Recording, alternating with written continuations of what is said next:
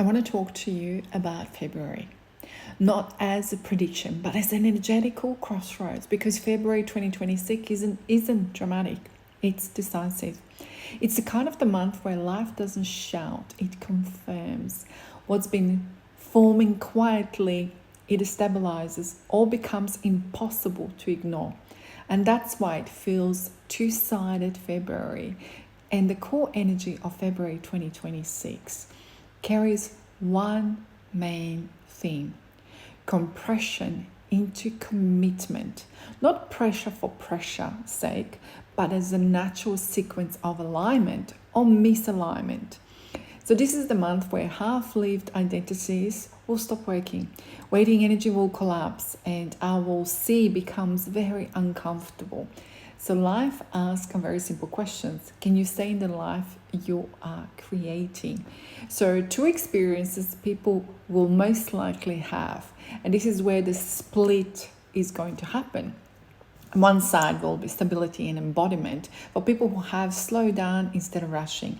They have regulated nervous system, stop forcing outcomes, build consistency over intensity.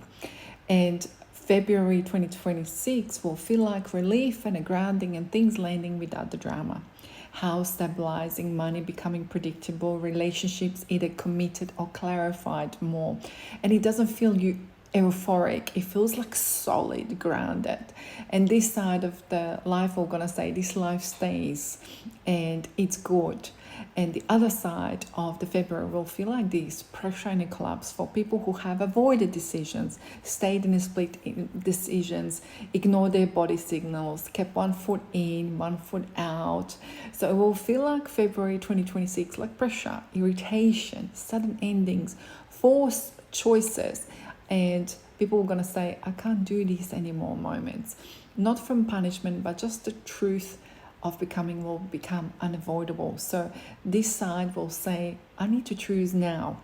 So why this matters? Because 2026 February doesn't decide your fate. It reflects the identity you're living from today.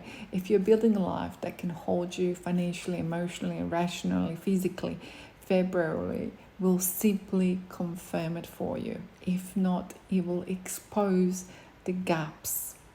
Let that sink in. So it's not a manifestation portal. It's not a warning. It's not something to fear or obsess over. It's not about effort. It's about congruency.